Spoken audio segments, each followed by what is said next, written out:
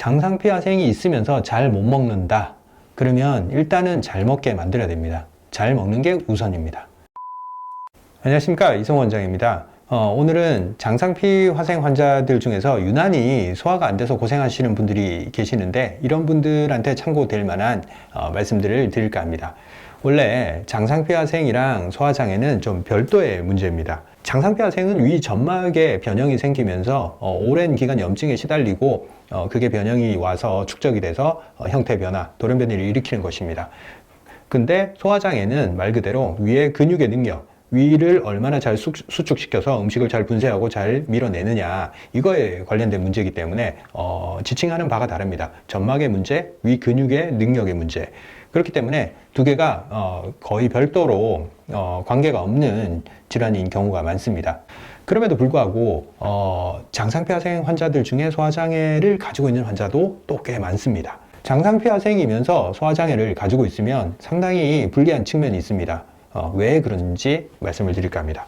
자, 생각해 봅시다. 장상피화생은 점막 표면에 염증이나 위축성 위염, 그리고 이렇게 돌연변이, 세포 변형까지 생기는 경우입니다. 즉, 위 표면이 계속 손상이 되고 있단 말이에요. 이 과정에서 이런 분들이 소화장애까지 가지고 있다. 그러면 음식이 위에 정체하는 시간이 길어집니다. 즉, 1시간 혹은 1시간 반, 2시간 정도 음식이 위에 머물다가 빠져나가는 사람이랑 한 3시간, 4시간 위에 음식이 정체되어 있으면서 계속 위 점막을 자극을 하는 사람이랑 어느 게 더 안 좋을까요, 점막에? 당연히 소화시간이 긴 사람이 좋지 않습니다.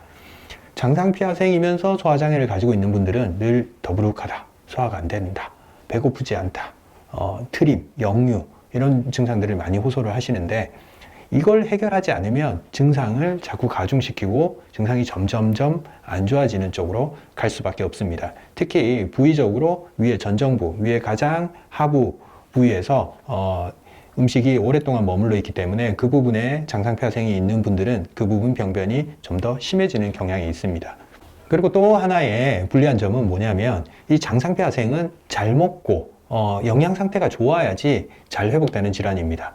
세포를 재생시키고 혈액순환이 잘 돼야지 안 좋은 세포들이 밀어내고, 안 좋은 세포들을 밀어내고 좋은 세포들을 키워낼 수 있습니다. 즉, 영양 상태가 좋아야 합니다. 근데 소화장애가 있는 사람들이 영양 상태가 좋을까요?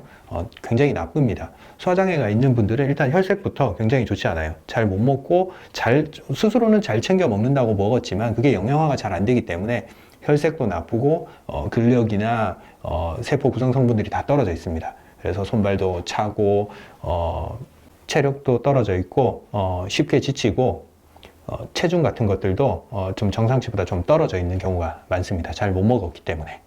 자, 결론부터 말씀드리면, 장상피화생인데 소화장애를 겸하고 있다. 이러면 소화장애 문제를 반드시 선결해야 되는 문제입니다. 이게 선결돼야지만이 문제를 해결할 수 있는 거죠. 자, 소화장애 환자들이 혈색이 창백하고 영양 상태가 나빠 보이고 피부도 거칠거칠하고 그렇다고 말씀드렸잖아요. 내부의 위 점막 상태도 똑같습니다. 내시경으로 확인을 해보면 소화장애가 있고 영양 상태가 나쁜 사람들은 위 점막이 핑크빛이 아니고 허옇습니다. 핏기가 없어요. 창백하고. 혈액이 충분히 공급되지 않는다는 뜻입니다. 혈액이 공급되지 않는다, 점막에. 이게 뭘 의미할까요?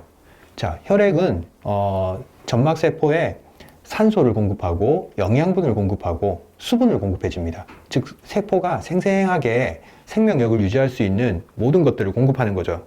혈액을 통해서. 근데 혈색이 나빠져 있고 혈액이 제대로 공급이 안 된다. 그러면 이 세포가 재생 능력이 있을까요? 굉장히 재생 능력이 떨어지고 세포 자체의 어떤 저항력이 자꾸 감소할 수밖에 없습니다. 세포가 혈관으로부터 좋은 영양소를 받아내지 못하면 또 다른 문제가 발생합니다. 세포가 대사 활동을 한 다음에 생긴 노폐물들은 림프순환을 통해서 이렇게 빠져나가야 됩니다. 림프는 노폐물들을 처리하는 아주 중요한 기관이라고 할 수 있는데, 림프순환이 나빠지면서 림프절이 붓고 림프 쪽이 정체되는 그런 현상이 생깁니다. 즉, 세포 주변에 노폐물들이 고이는 현상이 생기는 거죠. 좋은 건 공급받지 못했는데 주변에 노폐물, 즉 독소들로 둘러싸인다면 이 세포는 굉장히 위협을 느끼겠죠. 그래서 세포 입장에서는 생존을 위해서 돌연변이를 일으킵니다. 조금 더 손상에 더 강하게 대응을 하려고 하는 거고, 그리고 더 죽지 않고 더 길게 살려고 하는 그런 성향이 생깁니다. 좋은 세포는요, 손상되면 빨리빨리 떨어져 나가고 다른 세포로 빨리빨리 대체가 됩니다. 그런데 장상폐하생이나 그런 형태로 가게 되면 점점 더 버티고 탈락이 잘 되지 않으려고 잘 버티는 그런 형태를 취합니다. 그리고 산소가 공급이 안 되는데 산소가 없는 상황에서도 세포가 활동을 할 수 있는 그런 형태로 자꾸 변형이 일어나겠죠. 즉 모든 측면이 악조건에 버티는 그런 돌연변이 형태를 취하게 됩니다. 이것이 극대화된 것이 바로 암인 거죠. 암세포들은 산소 없이도 버틸 수 있고 자체적으로 혈관을 당겨오기도 하고 노폐물이 가득 차 있는 그런 환경에서도 죽지 않고 이 사이즈를 키울 수 있는 그런 조건이 만들어지는 것입니다. 장상폐하생은 암 정도는 아니지만 비슷한 형태를 보입니다. 장상폐하생 주변 조직들을 보면 혈액순환이 안 돼서 허옇게 창백해지는 경향이 보이고 그리고 노폐물들이 처리 못한 부분들이 불룩하게 솟아오르기 시작합니다. 즉 장상폐하생 중에서도 불룩하게 솟아오르거나 하얗게 창백해지거나 색깔을 많이 변화를 주는 그런 세포일수록 상태가 나쁘다고 볼 수 있습니다. 제가 치료하고 있는 65세 남성 환자분인데 소화장애를 굉장히 많이 호소하는 상태였어요. 처음 내원하셨을 때 손발도 굉장히 차갑고 소화장애가 생기고부터 한 몇 년간 10kg 정도가 감소했고 혈색도 굉장히 안 좋고 피부도 건조하고 거칠어져 있고 속으로 이제 소화가 안 되니까 더부룩하고 역류를 일으키면서 불편감이 점점 심해지니까 저한테 좀 치료하고자 오셨습니다. 사실 이분은 장상폐하생 진단 받은 것보다 일단 일상생활이 너무 괴로워서 저한테 치료를 받으러 오셨는데 내시경을 확인해 보니까 역시나 장상폐하생 조직도 상당히 상태가 안 좋더라고요. 이분의 상태를 보면서 제가 설명을 드리겠습니다. 이분의 내시경 사진입니다. 이렇게 보시면 병변이 있는 부위 이렇게 보이시죠? 블룩블룩한 부분들은 다 장상폐하생 부분이라고 보시면 됩니다. 병변이 여러 군데 보이고 있죠. 이게 제일 큰 부분이고 작은 부분들이 조금씩 더 생기고 있습니다. 이 부분을 보시면 이렇게 자글자글하게 형태 변화가 좀 심하죠. 그리고 제가 말씀드렸듯이 주변 혈색이 어떻냐, 주변을 보면 이렇게 창백하고 이 허연 부분들, 이게 핏기가 없는 부분들, 이미 이런 부분들이 생기고 그 다음에 장상폐하생이 생겨요. 장상폐하생이 주변이 조직이 깨끗한데 혼자 덩그러니 생기지 않습니다. 먼저 위축성 위험 상태, 즉 혈색이 나빠지고 창백해지고 주변 조직이 거칠어진 다음에 그 다음에 등장을 합니다. 왜?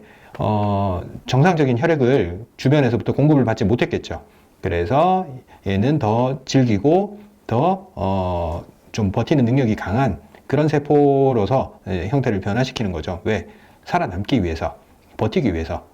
보호막도 없어졌죠. 그리고 혈액 공급도 잘 안 되죠. 산소도 부족하죠. 수분이 없으니까 또 메말라가죠. 그런 상태에서 버티려면 어쩔 수 없습니다. 돌연변이를 일으켜야 되는 겁니다. 이렇게 형태 변화를 일으킨 부분들이 나중에 또 관리가 안 되면 점점 더 커지겠죠. 그리고 주변에 안 좋아진 부분들이랑 이렇게 융합을 일으켜요. 이렇게 연결돼 버리고 상태가 이렇게 더 큰 형태로 자꾸 변형을 일으키게 됩니다. 결론적으로 말씀드리면 이분은 계속 소화장애를 느끼고 있기 때문에 위의 컨디션 자체가 굉장히 나쁜 분입니다. 즉, 이 장상폐하생을 치료하기 위해서 이 주변의 혈색, 혈액이 잘 통하지 않고 영양 상태가 나쁘고 위가 운동성이 떨어진 이 부분 같이 해결해야지 이 장상폐하생도 해결할 수 있습니다. 소화가 잘 돼야지 좋은 영양분이 공급이 되고 주변의 혈색이 좋아지고 재생 능력이 높아지겠죠. 그래서 먼저 선결 과제인 소화장애부터 해결해야 되는 케이스라고 보시면 됩니다. 제가 장상폐하생 환자들한테 영양 상태를 항상 강조를 해왔잖아요. 잘 먹어야 되는 질환이라고 고기 같은 거, 수육 같은 형태로 잘 챙겨 먹어야 되고 건강한 야채들, 신선한 야채들 그런 것들도 좀 소화력이 괜찮은 분들은 좀 날 것으로 먹어도 되는데 소화력이 떨어지는 분들은 좀 잘 데쳐서 강하지 않게 자극을 최소화해서 그렇게 잘 챙겨 드셔야 됩니다. 장상폐하생이 있으면서 잘 못 먹는다. 그러면 일단은 잘 먹게 만들어야 됩니다. 잘 먹는 게 우선입니다.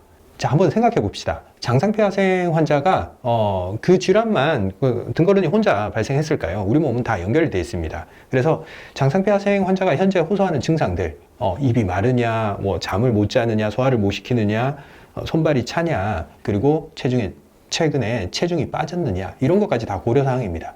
문제점이 발생하고 있는 것들을 다 해결해 줘야지만이 이 사람의 생명력은 최선의 상태로 끌어올려지는 겁니다. 그 상황에서는 당연하게도 피부 때깔도 좋아지고 잠도 잘 자고 컨디션 좋고 체력 올라가고 밥 잘 먹고 소화 잘 시키고 그런 상태를 만들어줘야 되는 겁니다.